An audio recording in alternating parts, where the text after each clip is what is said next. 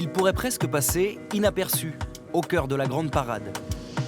Sa voile blanche et bleu azur, son mini-bateau. Mais à Desbordes-de-Loire, Lilian Mercier est un peu chez lui. Le skipper nantais revient à la maison, alors champagne. C'est jour de baptême pour son bateau. Pour lui, une renaissance. Le projet, il est né quelques mètres derrière au CHU quand j'étais hospitalisé en 2018-2019. Pour moi, c'est vraiment un aboutissement de revenir ici avec mon propre bateau. Après toutes les péripéties que j'ai pu vivre à Nantes, très heureux de revenir là sous une autre manière. Et voilà, c'est que de la joie, vraiment. Un rayon de soleil, enfin, après la tempête. C'était il y a 4 ans. Sa carrière de marin est alors lancée à vive allure. Champion de France, champion du monde, et la promesse d'un avenir radieux qui brutalement s'assombrit à la veille de son 20e anniversaire.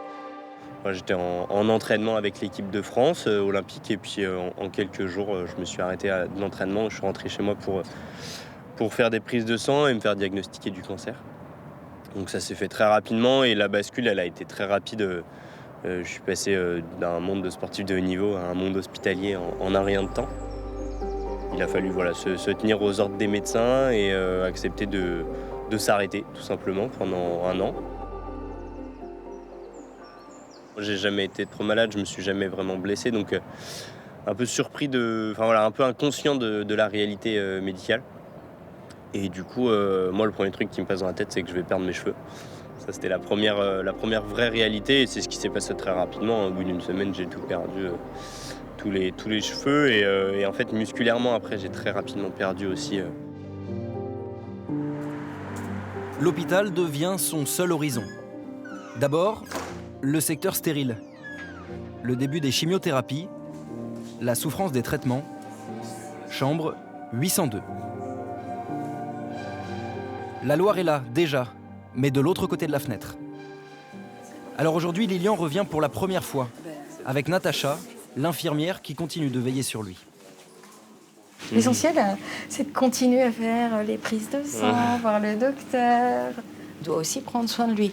Et parfois, quand on est passionné, on peut omettre un suivi qui peut être un peu pénible, hein, parce que quand on va bien, retourner chez l'oncologue, chez l'hémato, faire une prise de sang, oui, je la ferai demain, et puis je la ferai après-demain, puis finalement je suis en mer, et puis voilà. Vous jouez un peu le rôle de la maman aussi, parfois. Oui. Alors, moi je dirais pas ça, mais... Moi, j'ai eu la chance de rentrer en bonne santé, d'en ressortir plutôt rapidement en bonne santé et en plus d'être vachement accompagné, que ce soit par Natacha, par mes parents, par les proches. Et ça, moi, je suis persuadé que c'est un vrai vecteur de guérison et de bien-être après de la maladie, quoi.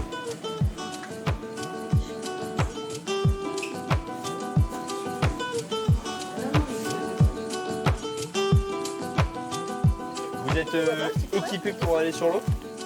Aider les ados malades d'un cancer, c'est désormais la mission de Lilian, Natacha et d'une équipe spécialisée au sein du CHU de Nantes. Mais aujourd'hui, pas de blouse blanche. Pour tout le monde, c'est sortie bateau. Tac. Si jamais vous avez le mal de mer, il n'y a aucun problème, on peut rentrer hyper facilement. Pauline, on va prendre ce bateau-là, comme ça, ce sera plus simple de te faire monter dedans. Tu vas voir, ça va tomber un peu au début, sous tes pieds. Ok, nickel.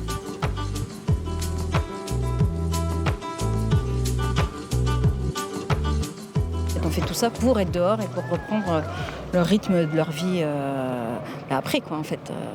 La vie d'avant, la vie d'après, elle sera peut-être pas pareille, elle sera peut-être à adapter, parce que voilà, c'est pas si simple que ça, mais en tous les cas, il y aura une vie après, et c'est pour ça qu'on fait tout pour, en tous les cas.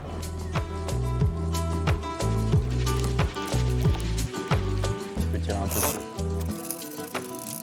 Et là, on va aller attraper un peu le vent qui est devant. Tu vois, on voit sur l'eau là, on voit plein de petits rides. Ça, c'est du vent. Tu peux lâcher un peu la voile si tu veux, Pauline. Faut beaucoup se déplacer. Ouais, faut un peu se déplacer. Ouais, mais tu vois, je pense que la voile par rapport à plein d'autres sports, je pense qu'importe ton handicap, tu peux autant partir à l'aventure J'aime beaucoup, par exemple, voyager et tout, mais en fait, le fait d'avoir eu un handicap, ça m'a un petit peu fait poser des questions. Est-ce que je peux, est-ce que je peux pas? Et en fait, je peux. Du coup, let's go.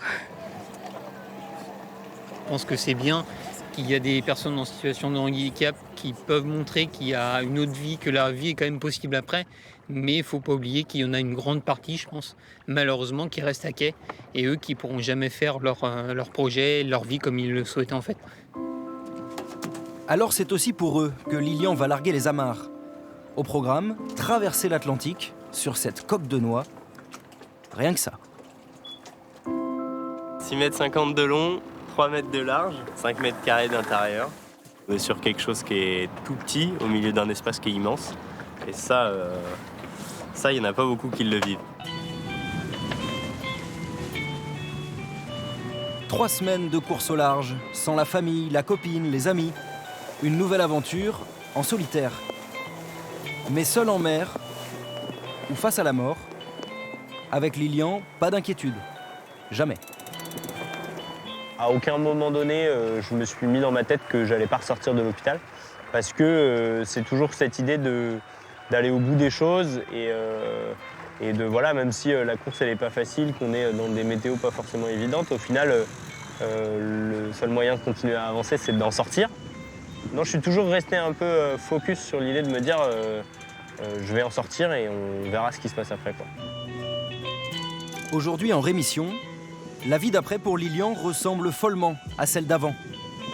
Toujours le même sourire, la même envie, un goût de revanche en plus. Alors, cap à l'ouest et rendez-vous aux Antilles.